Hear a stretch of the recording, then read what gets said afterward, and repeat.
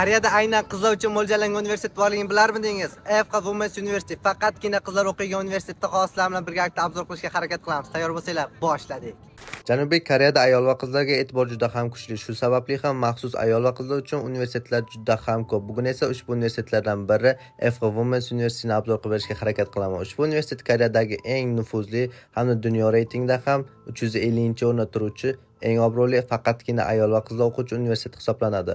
Ushbu universitetda aylanib bir narsani guvohi bo'ldimki, universitet juda ham tarixiy, 1886-yilda tashkil topgan hamda zamonaviy uslubda qurilgan juda ham o'zgacha dizayndagi universitet ekan. Universitet kontrakt narxlari esa $1,5 dan $8,000 fakultetlarga qarab farqlanadi. Bu bakalavriat hamda magistratura bosqichlari uchun. Agar siz til kursiga kelmoqchi bo'lsangiz, unda semestrga $1,700–$1,800 oralig'ida kontrakt to'lashingizga to'g'ri keladi. Universitet teskari uslubda qurilgan. Qolgan universitetlarga lift bilan chiqadigan bo'lsangiz, ushbu universitetga lift bilan tushishingizga to'g'ri keladi, chunki universitet yer ostida qurilgan. Juda ham prikolni.